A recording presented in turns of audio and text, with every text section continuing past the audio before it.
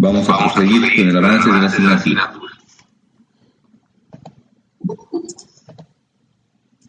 Buen día, doctor. Buen día, doctor. Buenas noches.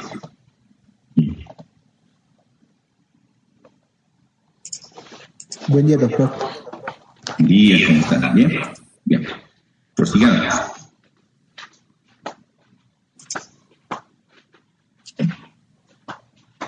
¿Se ve la diapositiva, perdón?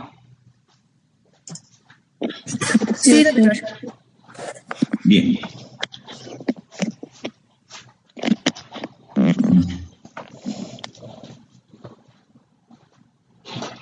Bien. Primacía de la Constitución, ese debate Kelsen versus Schmitt, que es en realidad el debate de las corrientes positivista y la corriente justnaturalista. Es un debate que al parecer no va a tener fin.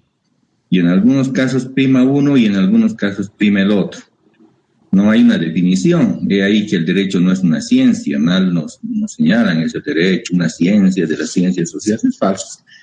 Porque si fuera ciencia tendría que tener validez universal y tener objetividad. El derecho tiene subjetividad porque emana del criterio político de una autoridad o un grupo de autoridades reunidas en un parlamento. Si es una decisión política, mal puede coincidir con ser una ciencia. Así de simple, sin hacer mucha teoría, se elimina ese concepto científico o presuntamente científico. ¿Pero a qué se refiere la pugna de la primacía de la Constitución? ¿Por qué la Constitución se encuentra sobre todo el resto de la normativa? Es pues esa la interrogante que lleva a reflexionar respecto a la naturaleza y el origen de la Constitución. ¿Cuál será el origen de la Constitución? Y ahí que vamos a encontrar probablemente la respuesta del por qué la Constitución tiene primacía respecto a las demás normas. La primacía de la Constitución refiere a que la Constitución se aplica de manera preferente en el orden jerárquico normativo. Por eso es que la Constitución se diferencia del resto de la normativa que pasa a ser denominada normativa infraconstitucional. Entonces, una es la normativa constitucional y el resto es la normativa infraconstitucional, la que se encuentra por debajo de la Constitución. En la actual Constitución no solamente se tiene el texto de la Constitución, si queremos señalar qué es la Constitución como documento, pues en realidad no es solamente el librito, el texto que tenemos con el denominativo de Constitución Política del Estado, sino que además en el marco del bloque de constitucionalidad comprende los tratados internacionales en materia de derechos humanos y además de las normas del derecho comunitario, que son las normas del derecho de integración, principalmente las normas de la comunidad andina. No son las normas del derecho indígena, comunitario, campesino, no para nada. Es el conjunto de las normas comunitarias o del bloque de integración, también se llama. Ahí que Bolivia es signataria del Pacto de Cartagena y por consiguiente es miembro de la comunidad andina y en consecuencia la normativa que emana de ahí, llámese de la Secretaría General que se encuentra en Lima, del Parlamento Andino que se encuentra en Bogotá o del Tribunal Andino de Justicia con sede Quito, entonces van a tener repercusión y aplicación preferente en el orden normativo boliviano. Yo he litigado en el Tribunal Andino de Justicia en Quito y no son muy diferentes, no es del otro mundo. El litigio, claro que hay que conocer las reglas procesales elementales, generales, y hay un conjunto de procedimientos que se aplican en el Tribunal Andino de Justicia, pues no es más que un tribunal especializado, sí, pero tampoco es del otro mundo. Alguien dice, ha litigado allá y debe ser una especie de extraterrestre. No es así. Entonces, la Constitución Política del Estado, con el bloque de constitucionalidad, está conformada por la sumatoria del texto de la Constitución Política del Estado, el librito, más los tratados en materia de derechos humanos, más las normas del derecho comunitario. Ello implica además, en esa graficación que tenemos ahí, que si analizamos detenidamente, los tratados en materia de derechos humanos siempre van a ser progresivos.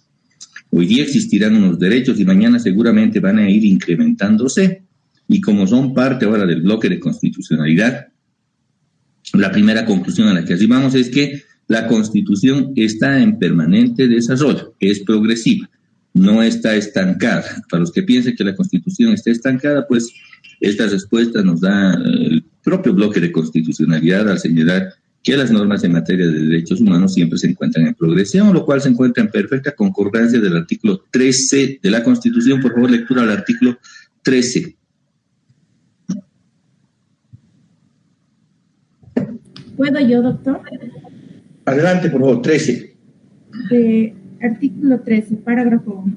Los derechos reconocidos por esa Constitución son inviolables, universales, interdependientes, indivisibles y progresivos.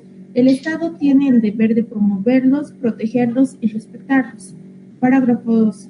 Los derechos que proclama esta Constitución no serán entendidos como negación de otros derechos no enunciados. Parágrafo 3. La clasificación de los derechos establecida en esta Constitución no determina jerarquía alguna ni superioridad de unos derechos sobre otros. Parágrafo 4. Los tratados y convenios internacionales ratificados por la Asamblea Legislativa Plurinacional que reconocen los derechos humanos y que prohíben su limitación en los estados de excepción prevalecen en el orden interno. Los derechos y deberes consagrados en esta Constitución se interpretarán de conformidad con los tratados internacionales de derechos humanos ratificados por Bolivia. Ahora, por favor, lectura al 256, artículo 256, por favor, usted mismo.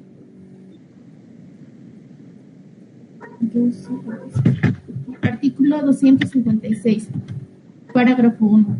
Los tratados e instrumentos internacionales en materia de derechos humanos que hayan sido firmados, ratificados o a los que se hubiera adherido el Estado, que declaren derechos más favorables a los contenidos en la Constitución, se aplicarán de manera preferente sobre este. Parágrafo 2. Los derechos reconocidos en la Constitución serán interpretados de acuerdo a los tratados internacionales de derechos humanos cuando estos prevean normas más favorables. Muchas gracias. Bueno, queda claro que los tratados, los instrumentos en materia de derechos humanos son preferentemente aplicados en Bolivia, forman parte del bloque de constitucionalidad e incluso cuando hay contraposición entre los derechos humanos y la normativa interna, priman los derechos humanos.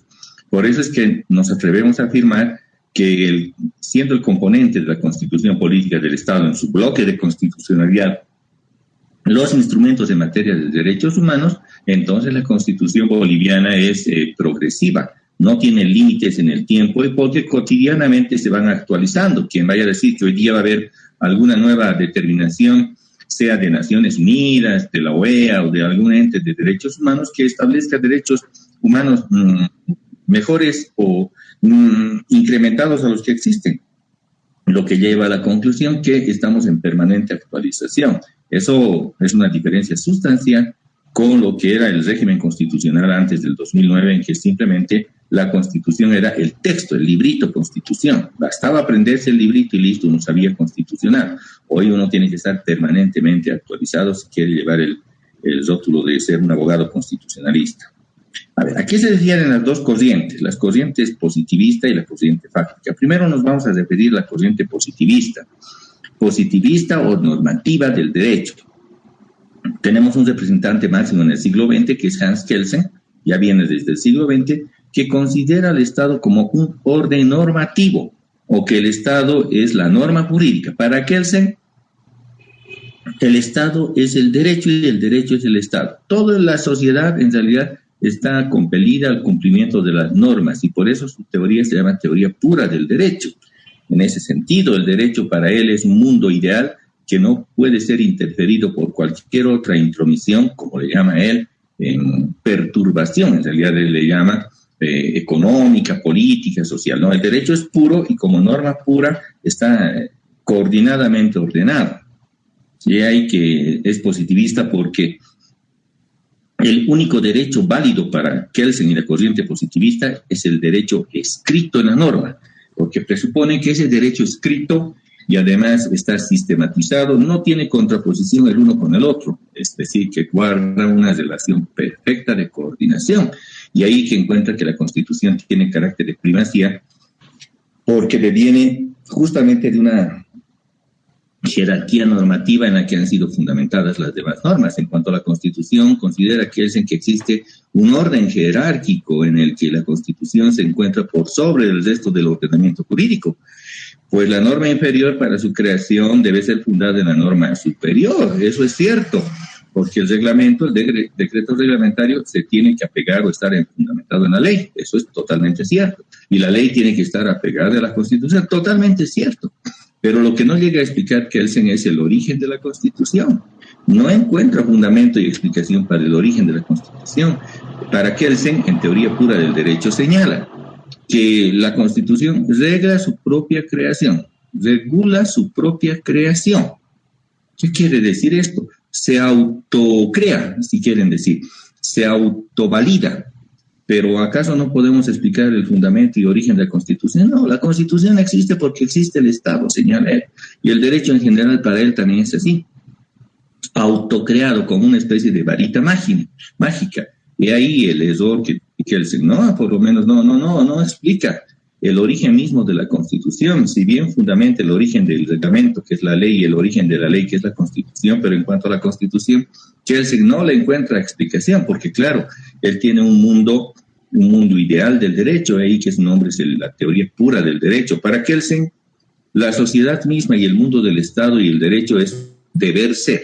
Todo debe ser así, un deber ser ideal, al estilo de la República de Platón, que ustedes han llevado en teoría política y del Estado, con los que hemos pasado la clase, hemos llevado la República de Platón, un mundo ideal en que el gobernante, la República ideal en que el gobernante además debe ser sabio, que debe estar organizada perfectamente, pero tanto para Platón como para Kelsen, esos son conceptos ideales, es decir, de conceptos inexistentes, de conceptos inmateriales, de imposibilidad idílica.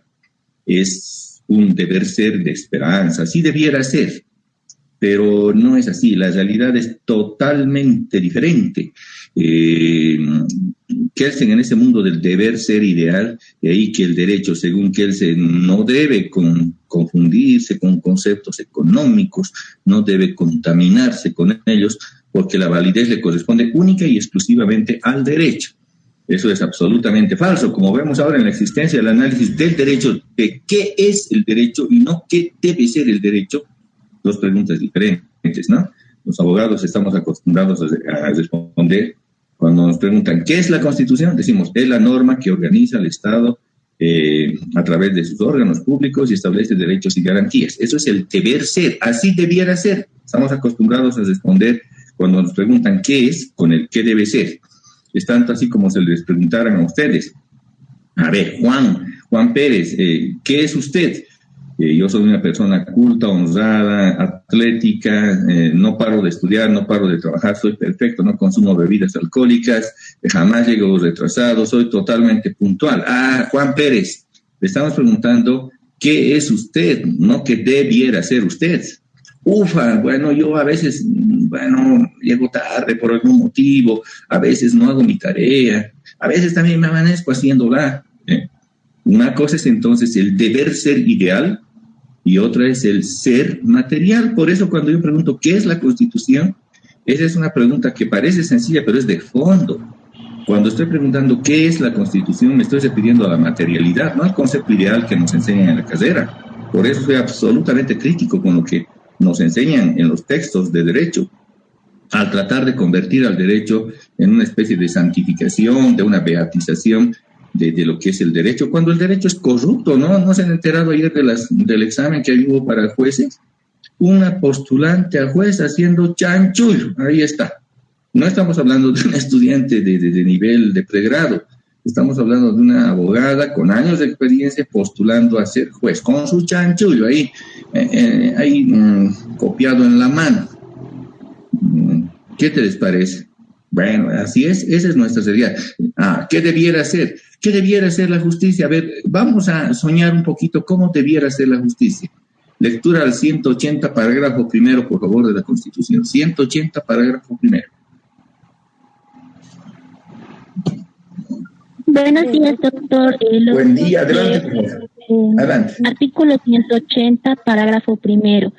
La jurisdicción ordinaria se fundamenta en los principios procesales de gratuidad, publicidad, transparencia, oralidad, celeridad, probidad, honestidad, legalidad, eficacia, eficiencia, accesibilidad, inmediatez, verdad material, debido proceso e igualdad de las partes ante el juez.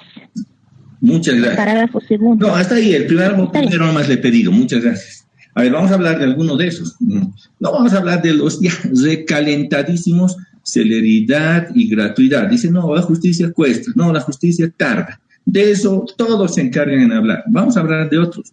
Accesibilidad. Los jueces en materia civil rechazan las demandas. Tal vez ustedes están en juzgados practicando, algunos de ustedes, pero tienen la orden de rechazar. ¿Por qué? Porque el admitir las demandas tiene su precio. Por más que estén bien presentadas, por más que estén bien fundamentadas, por más que tengan todo el elemento probatorio, el juez encuentra, no todos obviamente, pero se encuentra un mecanismo para extorsionar a la gente, para que cuando presente su demanda urgente, necesito, bueno, a ver, ese es un ejemplo. He adquirido una casa, un inmueble, quiero que se registre en derechos reales, pero en derechos reales hay una observación de que no hay los planos aprobados en el catastro. Entonces, ¿qué voy a hacer?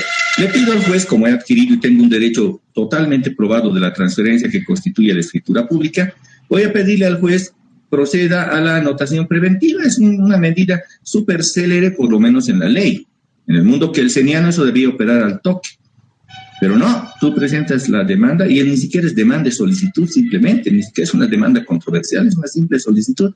Y el juez te pone todas las observaciones que pueda ponértelas, incluso fuera del marco de la ley, fuera del marco de 110 y 111 del procedimiento civil. Te dice, fundamente la correlación que debe existir entre lo fáctico y lo descriptivo, el régimen de causalidad, eso no existe en la norma, por cierto.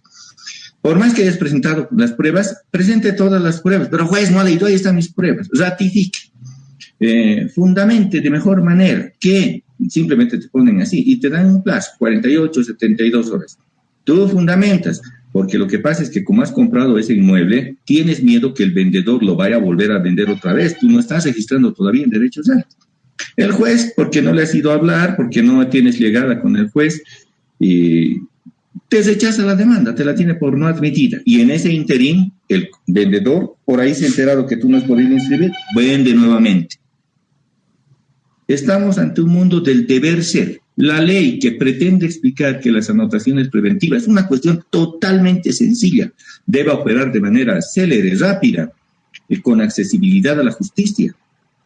Accesibilidad a la justicia que el juez te la deniega, o el fiscal te rechaza una denuncia, por más probada que sea. ¿Cuántos casos de hechos fehacientes en el área delictiva son rechazados por los fiscales? Y hasta que impugnes eso van a tardar 6 meses y por ahí has perdido hasta la oportunidad. Accesibilidad a la justicia.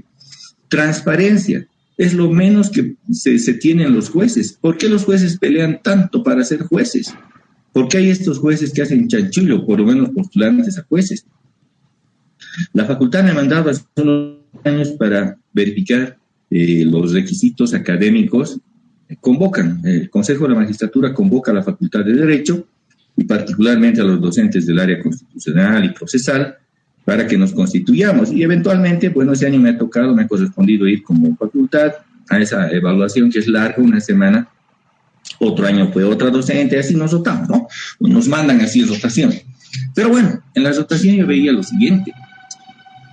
Postulantes a jueces en materia del juzgado de instrucción, lo penal, me invento ya el 55, para que nadie diga cuál es, que no existe el 55. Postulantes, 80. 150 postulantes para un juzgado. ¿Y por qué tanto quieren ser jueces? Porque es una forma ilícita de enriquecimiento, digámoslo así de frente. ¿Por qué se opta por el área penal? Porque se coexiste y convive con el delito. Por eso es que optan caudalosamente en el área penal, no solamente en nuestra carrera de Derecho, también en las universidades privadas. El 80% de la carga estudiantil en todas las universidades públicas y privadas optan por el derecho penal, porque se convive con el delito. Porque inclusive la víctima del delito, esa víctima que ha sido estafada, que ha sido pasible a que un familiar haya muerto, que uno mismo haya estado con lesiones seguidas de algún impedimento, de cualquier forma, se encuentra perjudicada porque lo que impera es el dinero que corre en la fiscalía y en los juzgados. No es necesario que lo repitamos. Esa es la verdad. Esa diferencia entre deber ser de Kelsen, que todo debe ser transparente, célere, rápido, de accesibilidad, de conducta ética, ¿creen que de verdad se cumple? Por eso les he hecho leer el 180 de la Constitución. Así debiera ser. Pero ¿acaso es así? Cuando yo pregunto qué es la Constitución, no estoy preguntando qué debe ser la Constitución. Claro, la Constitución debe ser hermosa, debe tener un conjunto de cumplimiento. Las autoridades sin mayor cuestionamiento deben estar regidas a la norma. Hace poco hemos tenido una transición de gobierno y el anterior gobierno quería ir hasta la muerte a la reelección cuando la Constitución es demasiado clara que simplemente hay un mandato seguido de una reelección y para de contar. Su mandato debiera haber durado 10 años y punto. ¿Por qué siempre se quiere vulnerar la Constitución? El ministro de Justicia diciendo ya nomás a la prensa, se va a permitir el matrimonio entre las mismas personas del mismo sexo, cuando claramente la Constitución señala que es el matrimonio la unión legal entre personas de diferente sexo. Bueno, cosas así. La interpretación no es nada más que la burla a la Constitución, pero ese deber ser que nos explica Kelsen resulta ser un mundo ideal. Un mundo que no es real, la realidad es corrupta, la realidad es lenta, la realidad es perversa. Esa es la realidad del derecho. Entonces, cuando yo pregunto qué es la Constitución, no espero que me respondan con qué debe ser la Constitución, sino de verdad qué es la Constitución, y eso vamos a ver el concepto al final. Entonces, para Kelsen, en su concepto de teoría pura del derecho, la regla, más bien la Constitución, se autorregula. Vemos que eso no es cierto, porque por más que están proclamados en la Constitución, eso no se cumple, porque la realidad material es diferente. Recordemos bien que Kelsen, ya lo hemos dicho y lo vamos a repetir, jamás ha escrito aspecto alguno de la pirámide. Cuando algún profesor les hable de la pirámide o alguien les hable de la pirámide de Kelsen es porque ese señor no ha leído a Kelsen. Jamás no habla de pirámides. Kelsen no fue constructor de pirámides. Bien, ese deber ser o planteamiento ideal del derecho, según el mundo kelseniano, considera que este debe existir de manera pura en la sociedad, cómo la sociedad debe regirse en un mundo ideal del derecho, omite la realidad fáctica. A Kelsen no le interesa la realidad. Él dice, no, yo voy a vivir en mi burbuja ideal. He ahí su teoría pura del derecho. Porque para Kelsen el derecho para Kelsen es un deber ser, es una norma pura e ideal. ¿Qué les parece? Como planteamiento kelseniano es totalmente idealista, romántico diríamos, pero no muy poco se apega a la realidad. Si se observa el concepto puro del derecho, la Constitución como norma jurídica jerárquica resulta también ser un deber ser ideal que se aplicaría a la sociedad sin cuestionamiento alguno, pero eso no es evidente. Ahí que las raras sentencias que se emiten, muchas veces injustas, muchas veces contra la norma, si es que acaso se llega a la sentencia, si es que acaso el proceso no te lo han hecho morir antes, y un abogado que esté litigando, pero que pise cancha, pues, está permanentemente cuidándose de esas cosas, que no te hayan notificado a tus espaldas, que no hayan, si le han notificado a la audiencia de la otra parte porque quieren beneficiarle, que no le hayan puesto otra fecha de notificación para que la otra parte no invoque, que le hayan puesto correctamente su nombre porque llevaría vicio, cosas así que uno se tiene que estar cuidando permanentemente. La corrupción es tan grande y el manejo es tan vicioso que notarán que gran parte de los estudiantes de las universidades optan por el derecho no como forma de hacer justicia, sino como forma de un enriquecimiento. Yo lo digo de manera directa, aunque, bueno, pueda tener algunas complicaciones muchas veces. Fácil sería ir y decir, sí, el mundo del derecho, todos buscamos la justicia, todos somos buenitos. Cuando vemos que en nuestra espalda hay un mundo carcomido llamado de corrupción, que la sociedad así le llama, la policía y el órgano judicial son los elementos más corruptos destacados por la policía y por la población. En la encuesta general de corrupción, los dos niveles más observados siempre van a ser la policía y el aparato judicial. Para la teoría pura del derecho, Kelsen, en cuanto al derecho, sostiene, en cuanto al derecho, les he puesto literal además, una norma jurídica es válida si ha sido creada de una manera particular, es decir, según reglas determinadas y de acuerdo al método específico. Es ahí que se refiere, ¿no? Que la norma debe seguir un procedimiento de su creación. Para la creación de la ley tenemos en nuestra Constitución el procedimiento legislativo que va comprendido entre el 162 y 164 de la norma suprema. Vamos a ver a su momento. El único derecho válido es el derecho positivo para Kelsen, el que está puesto, el que está escrito. Su positividad reside en el hecho de que proviene necesariamente de un acto creador y es así independiente de la moral y de todo otro sistema normativo análogo. Kelsen dice que el derecho no debe ser moral. Tanto le critican a Maquiavelo por decir exactamente lo mismo en cuanto a la política, pero a Kelsen, en lugar de criticarle, le alaban, dicen, no, Kelsen es el más magnífico, el más caperuso. No, él dice exactamente lo mismo. El derecho debe estar apartado de la moral, señala él, o de cualquier sistema normativo análogo. Las normas del derecho natural y de la moral son, por el contrario, deducidas por una norma fundamental que en razón a su contenido está considerada como aparecer inmediatamente, evidentemente como una emanación de la voluntad divina, de la naturaleza o de la razón pura, pese a que reconoce Kelsen que él mismo no puede deducir el concepto del origen de la Constitución, critica al justnaturalismo, le dice no al justnaturalismo, entonces ¿de dónde viene? ¿De una norma pura, de una norma divina? Esa es una crítica de Kelsen. Estamos adentrándonos a la lectura de Kelsen, no a lo que dicen de Kelsen, sino a Kelsen. Yo les he transcrito Kelsen algunos párrafos de sus propias lecturas. ¿Qué más señala? En cuanto al origen de la Constitución, Kelsen señala en la teoría pura del derecho, yo siempre pongo el libro de donde es tratado, porque Kelsen tiene varios. La norma fundamental de un orden jurídico tiene una naturaleza distinta. ¿Cuál es la distinta, señor Kelsen? Es simplemente la regla fundamental según la cual son creadas las normas jurídicas. Sí, eso ya nos ha dicho, que el reglamento es creado en función de la ley es creada en función de la Constitución. Hasta ahí estamos de acuerdo, señor Kelsen. De ella deriva el principio mismo de la creación. Sí, ya sabemos. Es, pues, el punto de partida de un procedimiento y su carácter esencialmente formal y dinámico. Sí, las leyes se crean de acuerdo a un procedimiento. Es el procedimiento legislativo que se encuentra en nuestro caso compelido en los artículos 162 a 164. Muy bien, siga describiendo, señor Kelsen. Solo la validez de las normas de un orden jurídico pueden ser deducidas de una norma fundamental. Bueno, sí, la norma fundamental es la Constitución y esta tiene imperios respecto al resto de la normativa constitucional. Su contenido está determinado en cada caso por un carácter particular que no es una operación mental, sino un acto de voluntad. Evidentemente, la creación de la norma es un acto de voluntad. Se propone un proyecto de ley y entrará en debate hasta en tener una ley, que es una decisión política. Pero Kelsen no se mete con el mundo político. Para él la ley es pura. Costumbre o procedimiento legislativo si se trata de una norma general, ¿cierto? En un parlamento se crea una ley y una decisión judicial, un acto administrativo, que es un acto jurídico del derecho privado, según Kelsen. Si se trata de normas individuales, si se trata de normas individuales, y la norma individual perfecta en realidad es el contrato. Recuerden que el contrato en materia civil es ley entre las partes y tiene naturaleza privada. Tiene razón, señor Kelsen. Deferir las diversas normas de un sistema jurídico en una norma fundamental significa que han sido creadas conforme a esta norma. Cierto, para deducir que están dentro del derecho, una norma, un contrato inclusive, tiene que estar dentro del mundo del derecho. Obviamente no voy a hacer un contrato, ¿no?, de asesinato. A ver, Juan Pérez le contrata a Roberto, a Roberto Pérez también, para que en el marco de este contrato y en el plazo de 3 meses mate a tal persona y lo haga con 50 puñaladas en el corazón.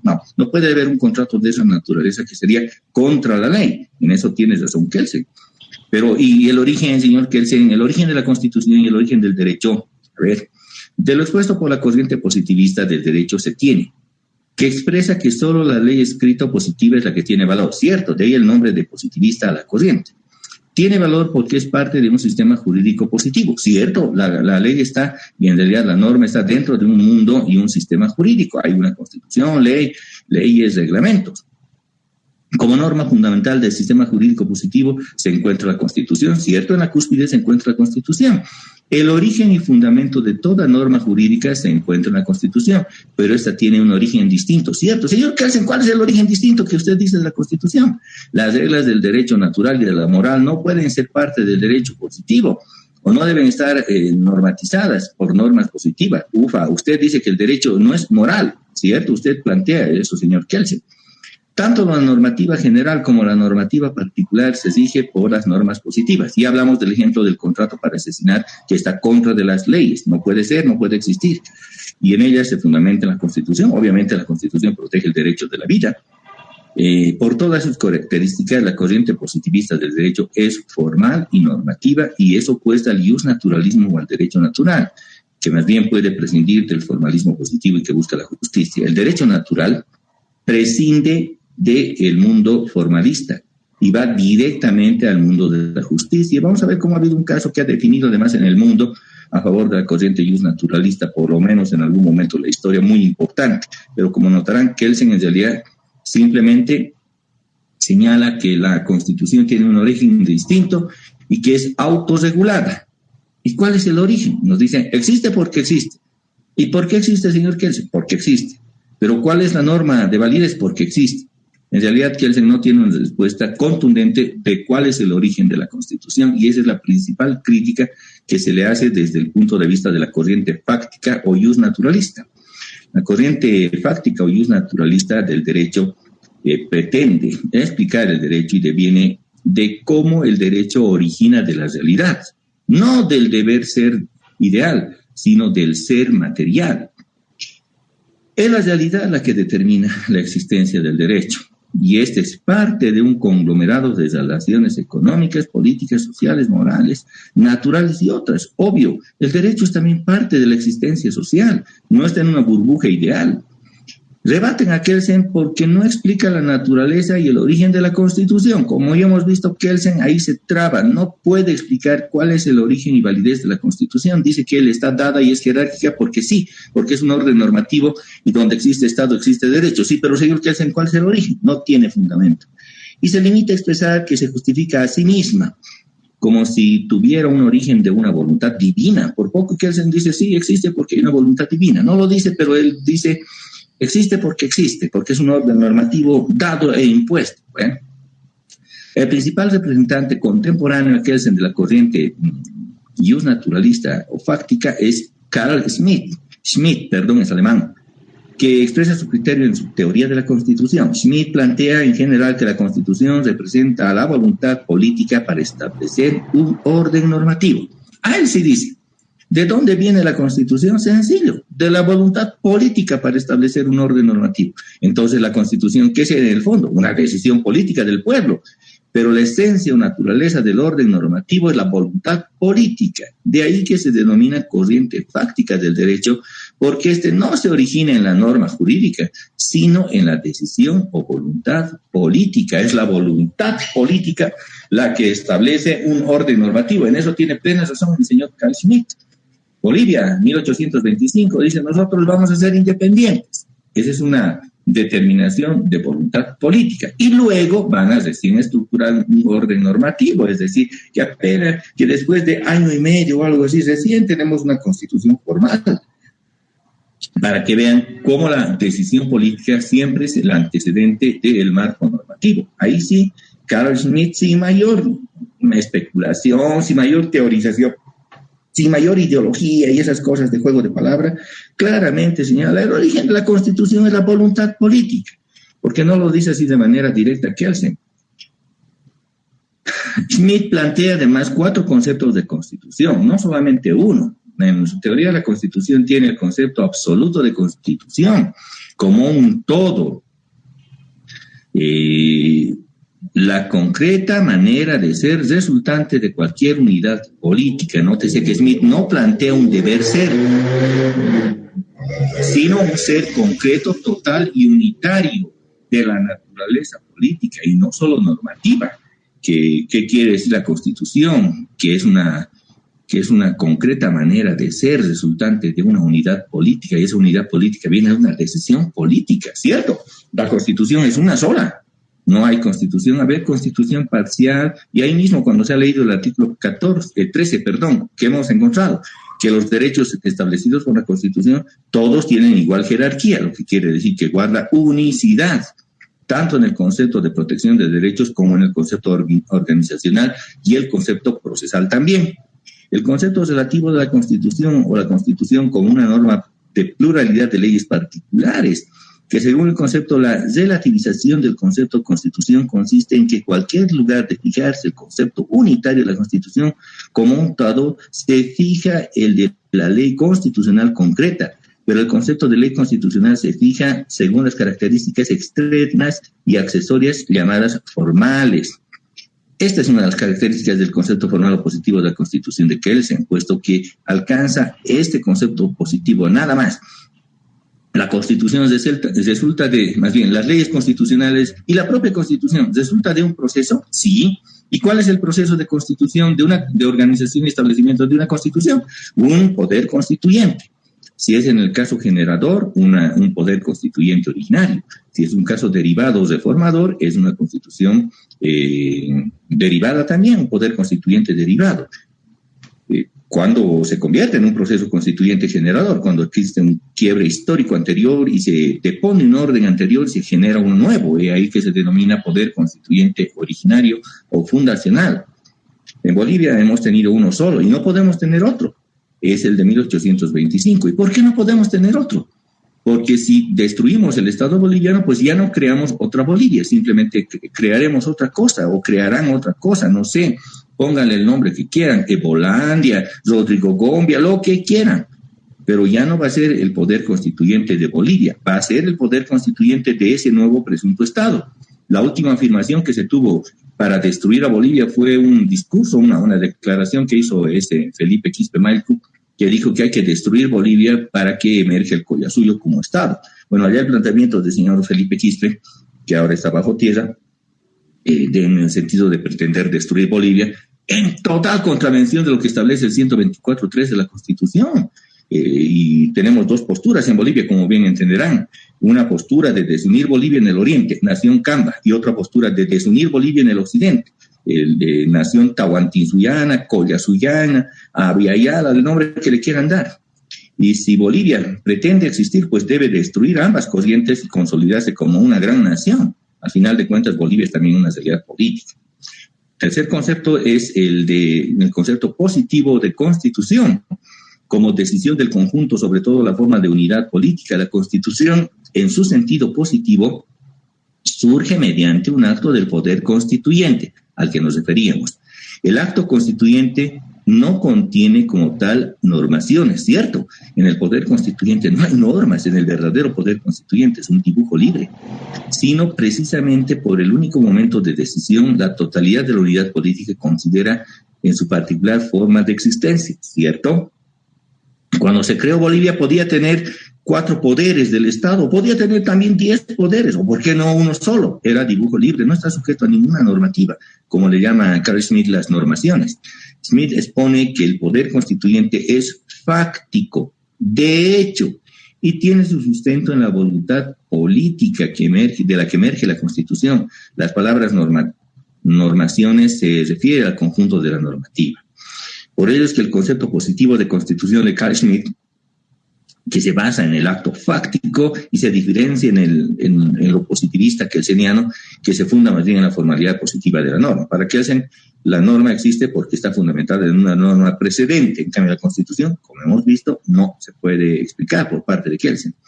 Además, este concepto positivo de constitución, Carl Schmitt diferencia la Constitución que emerge del acto del poder constituyente de las leyes constitucionales, puesto que la corriente normativa positiva postula que todas las leyes son constitucionales porque se fundamentan en la Constitución. En cambio, Schmitt diferencia la Constitución respecto a las leyes denominadas constitucionales por la corriente kelseniana. Es otra diferencia que hace Carl Schmitt. Dice, bueno, el mundo normativo idealista de Kelsen considera que como es un orden perfecto, ninguna norma contrapone a la Constitución, por tanto, todas ellas son constitucionales, gozan de la presunción de constitucionalidad. Por favor, lectura del artículo 5 del Código Procesal Constitucional, 4 y 5, por favor. No estamos con procesal constitucional, perdón, en su momento les voy a decir, no, por el momento, pasemos más. Concepto ideal de la Constitución. ¿Qué nos dice en el concepto ideal de Constitución a causa de su contenido liberal o no liberal? Porque también analice este concepto. Estamos en 1920, en el debate de Carl Schmitt con Hans Kelsen. Miren, un siglo de debate y continúa el debate con nuevos actores, pero continúa. Al final de este tema, en las últimas diapositivas, vamos a ver el debate actualizado entre Dworkin y Hart. Igual, siguen la misma pelea, y seguramente cuando dejen de existir estos, van a existir otros que van a seguir en la misma pelea. Incluso internamente estamos en ese cuestionamiento, aunque la inmensa marea boliviana de los estudiosos del derecho, si le vamos a decir estudiosos, ni cuestionan este tema, lo dan por dado. Dicen, sí, tienes razón, sin analizar, ¿no? Y es mejor ponerle capítulo 1, el derecho como ciencia, y listo, ya te explican que el derecho es una ciencia sin autocuestionarme si eso es verdadero o falso. Nos dice Carl Schmitt que la Constitución es igual a un sistema de garantías y libertades burguesas. En eso tiene absoluta razón Carl Schmitt. Solamente en el derecho constitucional burgués emergen las garantías constitucionales. No pueden existir estas en un mundo socialista, comunista. ¿Por qué? Porque el ser humano, el individuo, no tiene derechos. Es la sociedad la que tiene derechos. Por tanto, el sistema de garantías individuales es propio de la burguesía. En eso tiene absoluta razón. Vamos a ver con mayor detalle eso y abundantemente en el tema número 2. El concepto de constitución descansa en la división entre constituciones liberales y no liberales, entre las constituciones republicanas y las constituciones autocráticas. Lo opuesto a la república es la autocracia. Por tanto, si queremos un Estado de Derecho, estamos ante una república. Si queremos una autocracia, negamos la existencia de la república. Así de sencillito, es en la explicación de Carl Schmitt. Y llega hasta el presente. Se nos quiere hacer entender que la República de Bolivia es opuesta, es viejita, anciana, a la antigua república arcaica, le dicen. Y el nuevo Estado plurinacional, como hemos despejado bien la variable en el artículo 11 de la Constitución, se señala que Bolivia es una república. Y solo culturalmente Bolivia es un Estado plurinacional, y eso se destaca en el artículo 98. Voy a insistir en eso durante todo el curso porque llego a posgrado y siguen con lo mismo. El sábado nomás que hemos pasado clases en la noche a nivel posgrado, me decían exactamente lo mismo. Y 3 semanas he estado en posgrado diciéndoles lo contrario. Parece que entra por un oído y sale por el otro. A tanto llega la propaganda que uno ya queda hasta convencido para repetir que el Estado republicano ha sido superado por el Estado plurinacional. Pero eso no es cierto, no son contrapuestos. Lo que Carl Schmitt indica que en un Estado liberal existen derechos y garantías, porque es de naturaleza burguesa. En un Estado no liberal, que es un Estado del cual que quieran ustedes, monárquico, feudal, socialista, unipersonal, autocrático, criado por el rey, por el príncipe, por el zar, por el inca o por el gran hermano, esos son más bien modelos autocráticos contrarios a la Constitución. Si es nomás la vieja clasificación del sistema de gobierno que nos ha planteado Maquiavelo en el siglo XV, XVI, que es las monarquías, que son los principados, versus las repúblicas. Sencillo. En las repúblicas hay democracia, en las autocracias, monarquías, no hay democracia. Los que propugnan la eliminación de la república en Bolivia, en realidad, en el fondo, lo que están buscando es la eliminación de la democracia. Es evidente que el liberalismo en el que compone el mundo ante la caída del feudalismo medieval, las constituciones liberales con todas sus características corresponden al constitucionalismo liberal, que vamos a llevar así, a detalle, a profundidad, porque igual se le pregunta ¿qué es el constitucionalismo liberal? No sabe, no responde, y tiene que tener esa versación, queridos amigos. ¿Y cómo se dilucida esta pugna? Miren, hemos llegado a esta pugna y vamos a llegar a un punto de decisión, de definición en el mundo. ¿Cómo se define la pugna entre positivismo formal y normativismo? Que ya tenían siempre el justnaturalismo, estaba en contra del positivismo. ¿Cómo pero se va a definir? Hay un juicio.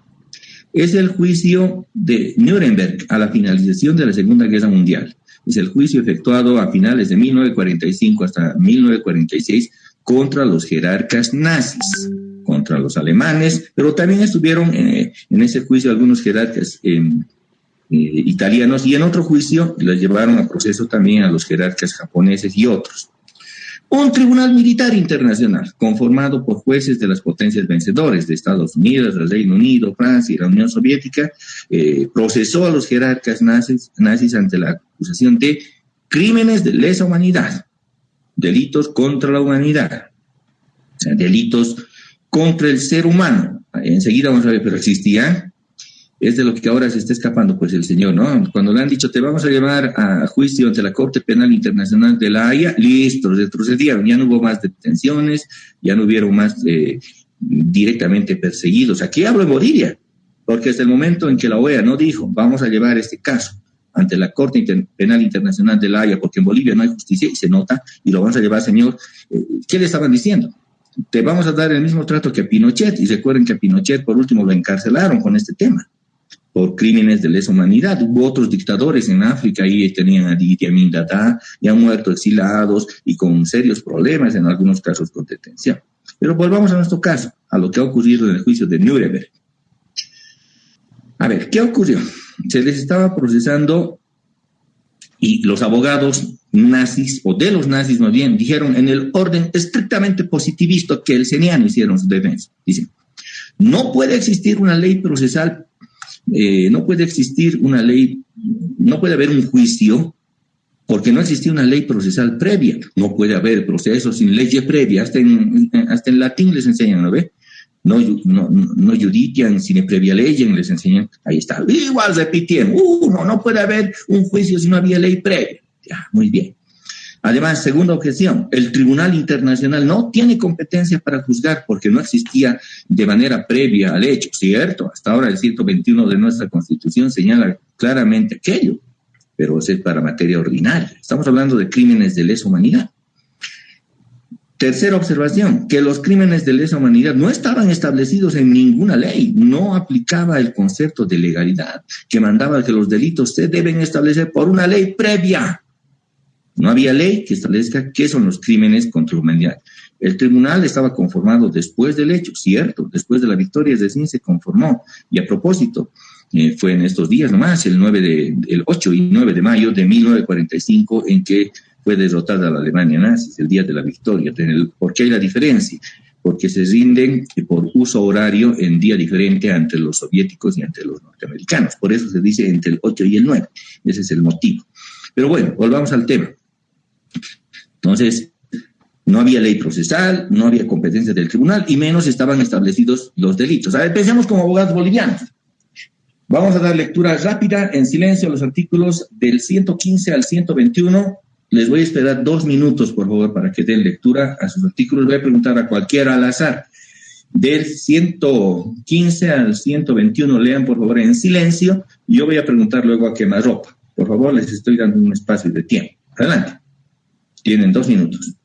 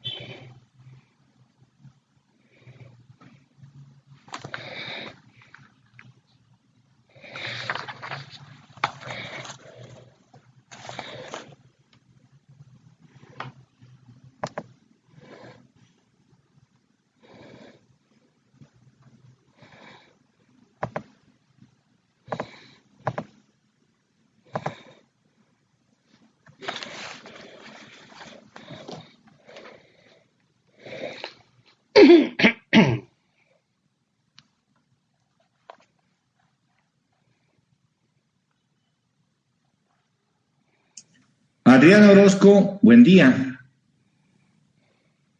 Buen día, doctor. A ver, ¿cuál es su criterio en el marco de la Constitución? Estamos ante el hecho de que hay un juicio por delitos no establecidos por la ley, por tribunal conformado después del hecho y por procedimiento que no está establecido en ley.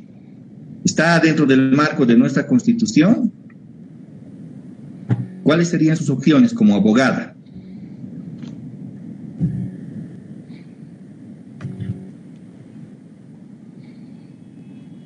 ¿Está uno en clases, Adriana Orozco? Estoy, doctor. Entonces responda, por favor.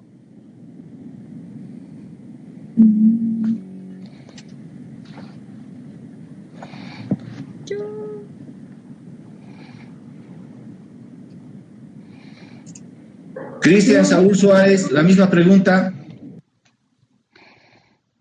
Doctor, buen día. ¿Me escucha? Buen día. Sí, la misma pregunta. No, doctor, no está dentro del marco de lo constitucional. ¿Cuál sería el Doctora, marco sí. que usted citaría en la Constitución? A ver, indíquenos. Bueno, yo personalmente trataría de que se enmarquen los principios constitucionales, porque, bueno, en lo personal una vez leía al doctor Nino cuando dice el juicio de Nuremberg más parecía un juicio de los vencedores sobre los vencidos, doctor. Como usted dice, más parecía una regla política. Es una regla política, no vamos a descubrir el agua tibia. El juicio es una regla de los vencedores, eso es descubrir el agua tibia. Pero yo les he pedido que citen los artículos 115 a 121 de la Constitución, no lo ha hecho usted. Lizeth Ramos, la misma pregunta. Lizeth Ramos, ¿está en clases? Lizeth Ramos, he pedido, por favor. Buen día, doctor. Buenos días, ¿cómo está? La misma pregunta. Bueno, sería anticonstitucional, doctor, porque no está tipificado en sí en esta Constitución. Y no me he confundido, doctor. Estaba leyendo desde el 121. De esa parte no he podido ahorita dar lectura, así que no podría completar. ¿Quién quiere dar lectura? Del 115 al 121 están las garantías, básicamente, las que estábamos analizando, desde el debido proceso, el derecho a la defensa, la ley previa, el juez natural, el tribunal no posterior a hechos. Reinaldo Quispe, la última intervención. Reinaldo Quispe para este tema. Voy a seguir preguntando. Reinaldo Quispe, habilite su micrófono, por favor. Adelante. Doctor, buenos días. Última pregunta. ¿Podría pedir al doctor, por favor? Es la misma pregunta. ¿Usted estaba atento o no, querido Reinaldo? Sí, doctor, acerca de Adelante, que si es constitucional. ¿Qué? Acerca de que si es constitucional o no. No estoy diciendo si es constitucional o no. No he planteado ninguna cuestión de inconstitucionalidad, sino que les he pedido leer los artículos 115 al 121 y les he referido un caso, el caso concreto del juicio de Nuremberg. A ver, sobre esa opinión, ¿qué dice usted, Reinaldo? ¿Está atento o no?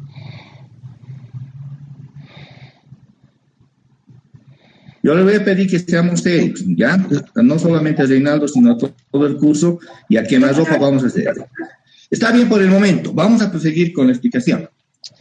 Las mencionadas objeciones que eran de procedimiento, de ley, de juez natural, de no conformación del tribunal, esos antecedentes, esa observación, fueron rechazadas por el tribunal, porque fundamentaron que los nazis que aplicaron la fuerza fáctica en todo momento, ahora no pueden alegar la aplicación normativa de la ley.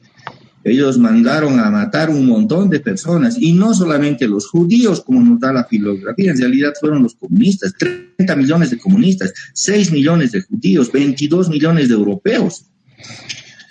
El fundamento más importante de este tribunal, de Nuremberg, fue que aún no estén consagrados en la norma legal, escuchen bien, que aún no estén consagrados en la norma legal o escrita o positiva, existen derechos naturales, inmanentes de cada persona, como son la vida y de otros. Si seguimos el planteamiento, por ejemplo, de Nino y de otros, entonces tendrían que haber sido declarados absueltos los nazis.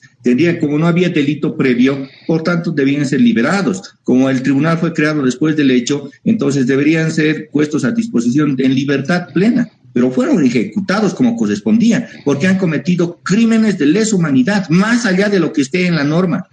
Más allá existen valores del ser humano. No van a decir que al matar a una persona porque no está en la ley no constituye un delito. No, definitivamente no. Máximo si son millones de los que han muerto. El tribunal ha deliberado de esa naturaleza. No solo juzgó, sino condenó a pena de muerte a varios de los acusados. Que impuso el derecho, lo impuso. Que impuso justicia antes de la ley, cierto. Impuso el criterio de la justicia. He ahí el iusnaturalismo. El iusnaturalismo aplica justicia y no el formalismo de la ley. Porque si hubiera aplicado el formalismo de la ley, hubieran escapado en libertad y hasta una medalla se les tendría que haber dado a los jerarcas nazis. Pero se los colgó en muchos casos, se los fusiló en otros, se les puso en privación de libertad, e incluso a algunos también se les ha absuelto. Por tanto, se ha impuesto el derecho del ius natural, la justicia frente al derecho positivo formalista. He ahí el momento de quiebre y de victoria, más bien, del iusnaturalismo, de lo que está más allá del derecho. No olviden que la ley es simplemente la decisión del poder, pero estamos hablando del derecho.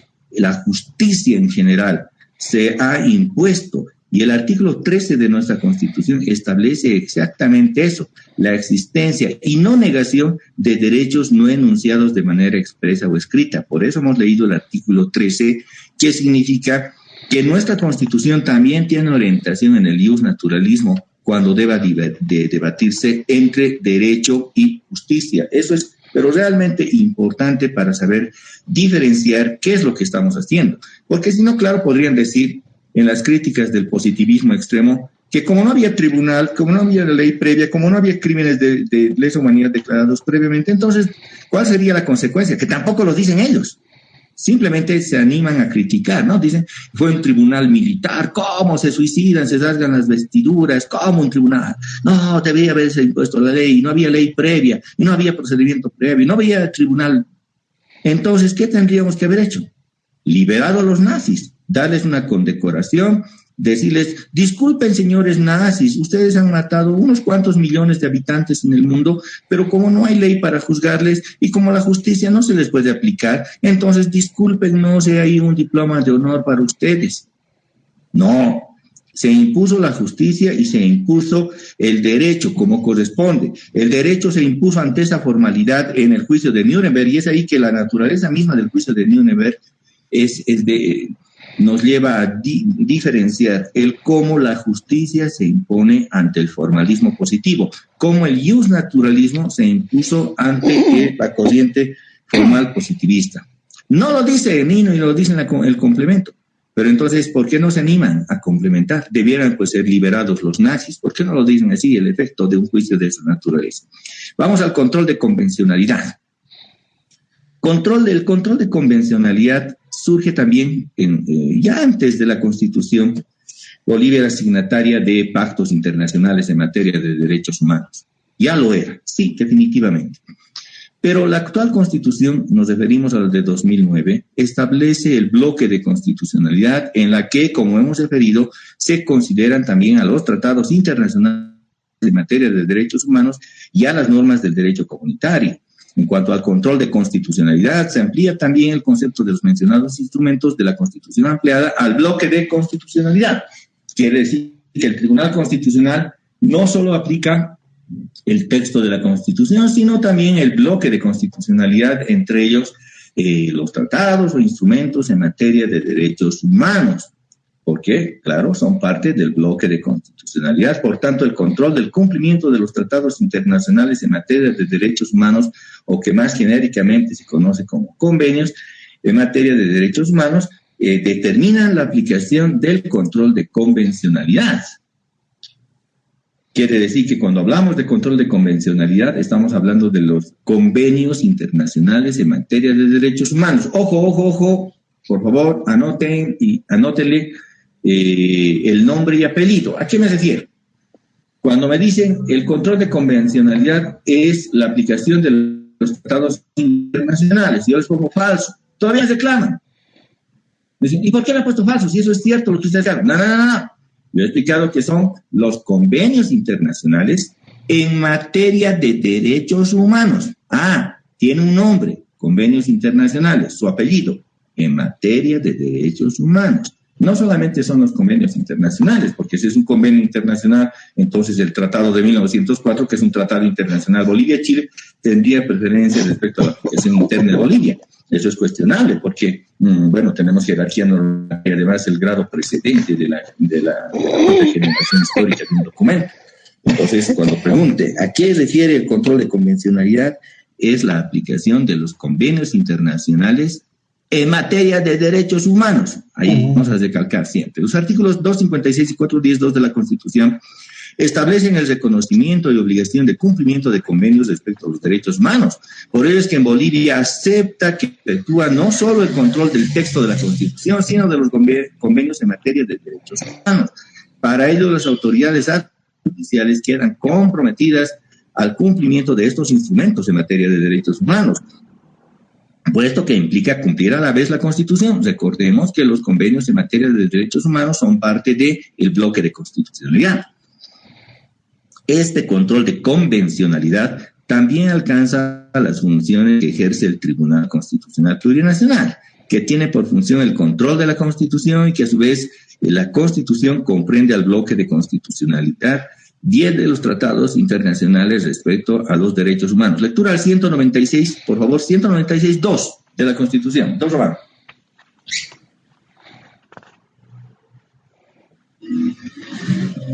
Buen día, doctor. Adelante. En su función interpretativa, el Tribunal Constitucional Plurinacional aplicará como criterio de interpretación con preferencia la voluntad del constituyente, de acuerdo con sus documentos, actas y resoluciones, así como el tenor literal del texto.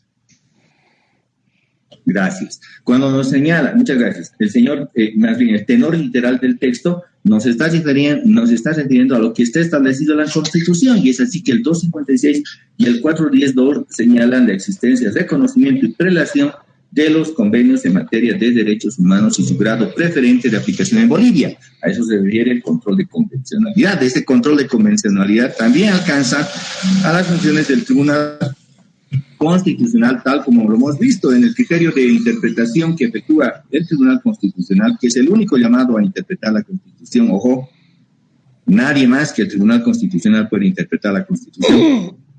Y escuchamos en audiencias, ¿no? El juez: según mi interpretación, tal artículo debiera ser interpretado de tal manera de la Constitución. Según el abogado de una parte, la Constitución debe ser interpretada de tal manera, y el abogado que responde, no, debe ser interpretada de tal manera. O el docente que esté en aula, interpretemos la Constitución. Ninguno de ellos, juez, fiscal, abogado, lo que sea, docente incluso, no tenemos facultades de interpretación de la Constitución, ni siquiera de la ley. El único que interpreta la Constitución es el Tribunal Constitucional. ¿Y quién es el que interpreta la ley?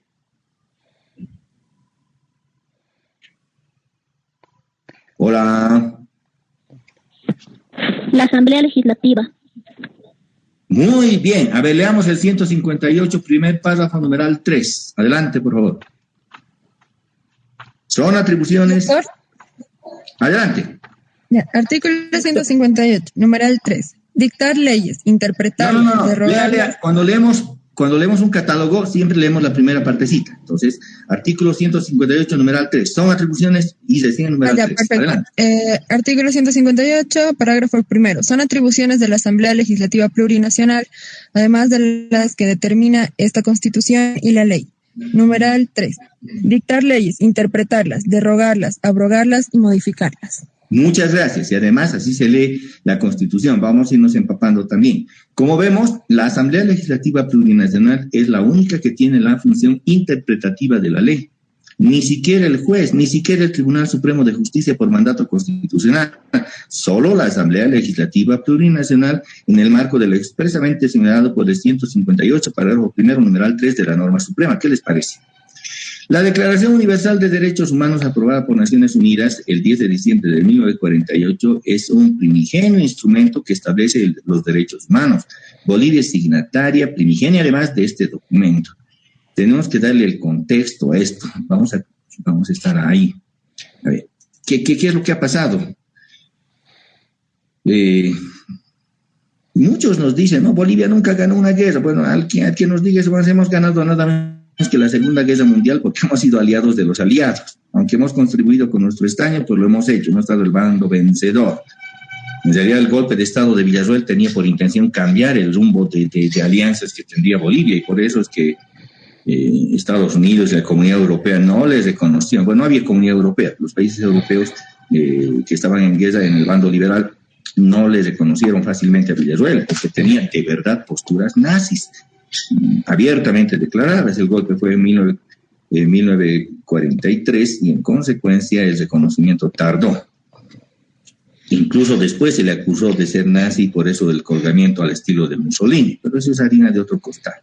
La Declaración Universal de Derechos Humanos se refiere a que Bolivia estuvo presente al momento de la creación de Naciones Unidas y del establecimiento posterior de la Declaración Universal de los Derechos Humanos. Muy diferente a otro documento que parece tener el mismo nombre, pero que no lo es y data de siglos antes. La Declaración de los Derechos del Hombre y del Ciudadano, que viene de la Revolución Francesa y data del 26 de agosto de 1789. Ese es otro documento. Estamos hablando de la Declaración Universal de Derechos Humanos del 10 de agosto de 1948, en que Bolivia fue signataria por ser signataria originaria y primigenia de Naciones Unidas. Como ustedes entienden, seguramente en su materia de introducción al derecho, que le llaman teoría jurídica y pluralismo jurídico, algo por ahí, han llevado seguramente la estructuración de Naciones Unidas y por lo menos la Declaración Universal de Derechos Humanos. Naciones Unidas tuvo pues algunos instrumentos para su creación, algunas comisiones, el Consejo de Seguridad, el más importante, la Asamblea en general, el Consejo Económico, Social y Fiduciario, del cual Bolivia fue presidente en el momento de creación de Naciones Unidas. Don Víctor Andrade, un diplomático boliviano, fue el presidente de esa comisión para establecer la creación de los derechos humanos en ese momento, en esa oportunidad. Estamos hablando de un momento estelar de la generación del Estado boliviano y, bueno, no se reconoce muchas veces. He ahí el grado de participación. Yo les voy a pedir, por favor, que para mañana, de manera ligera, le den una lecturita a la Declaración Universal de Derechos Humanos y hasta ahí vamos a quedar hoy en clases. Declaración Universal de Derechos Humanos, por favor, una repasadita. Yo sé que ya han leído y mañana vamos a de alguna manera, fundamentar nuestra clase en ese otro instrumento. Por el momento no me queda más. Nuevamente quiero mandarles un gran saludo cordial a la distancia, simplemente la reiterar el cuidado que debemos tener para nosotros y nuestras familias por esta pandemia. Han nuevamente incrementado los casos. Muy buenos días. Hasta mañana. Hasta mañana. Muchas mañana. Hasta mañana. Gracias. Hasta mañana. Hasta mañana. Hasta mañana, doctor. Hasta mañana, doctor. Gracias. Hasta mañana, doctor.